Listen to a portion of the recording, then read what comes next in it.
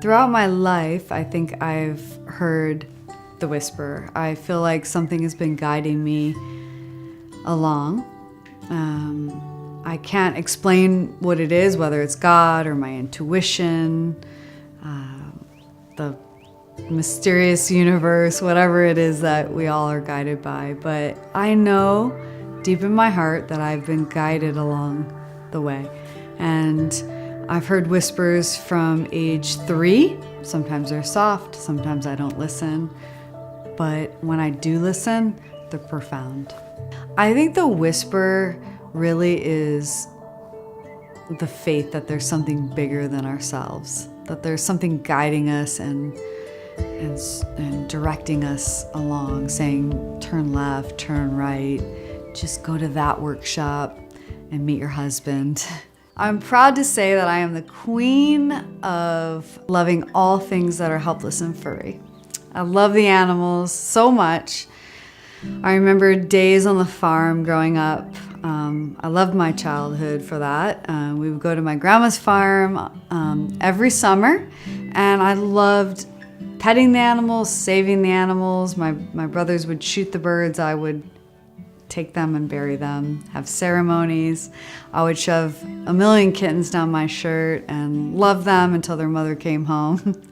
I was always the one that just unconditionally, as they gave back to me unconditionally, shared love with them. And I do want to say through my volunteering and through the Brahman Project and through my service, I do want to help the animals as much as I can. They can't speak for themselves.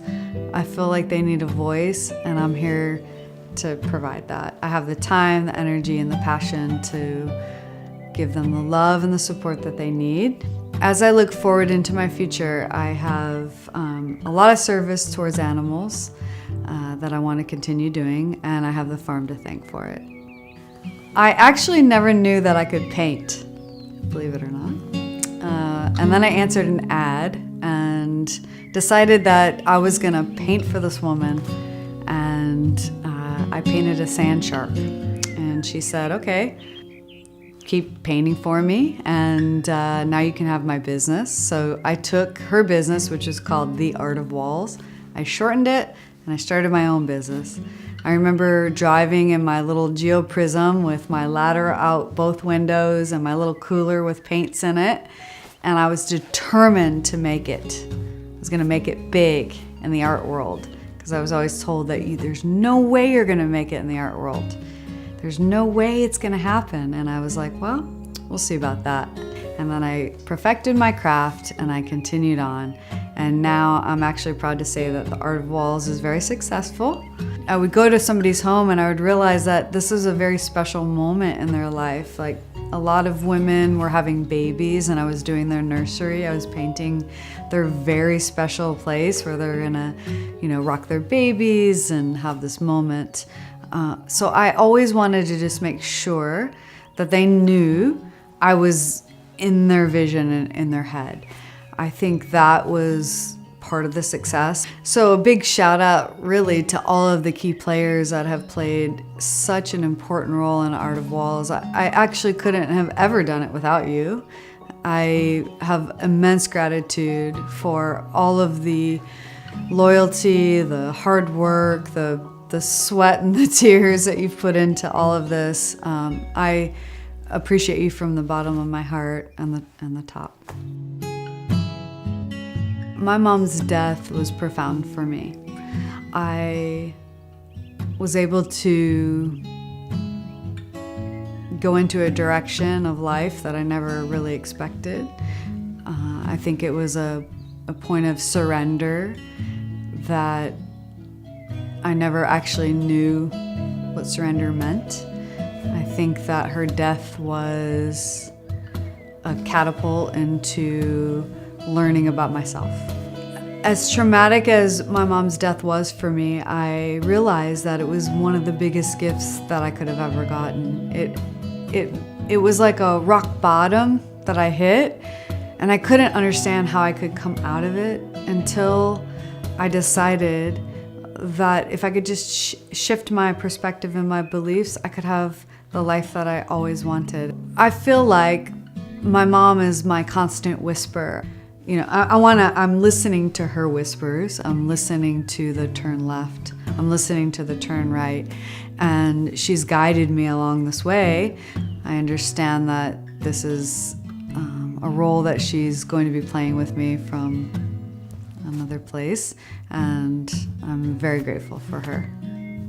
I think I've always been on a spiritual journey since I've been little.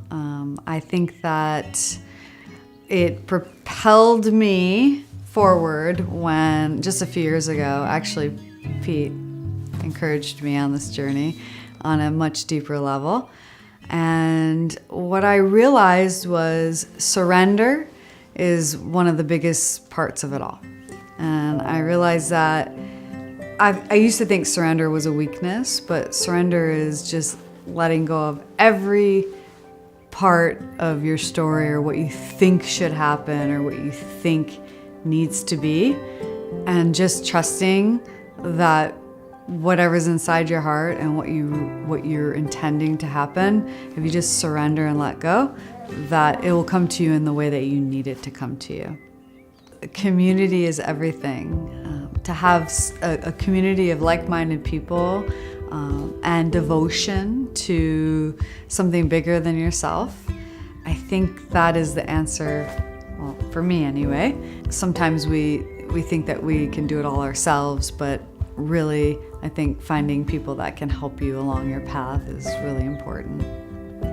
The theme of this party is the greatest show, and life is the greatest show. I am so grateful that all of you are in this movie with me.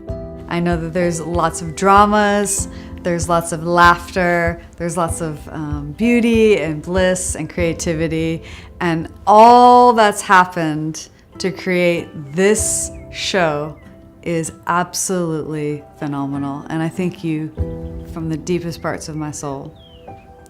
I love you.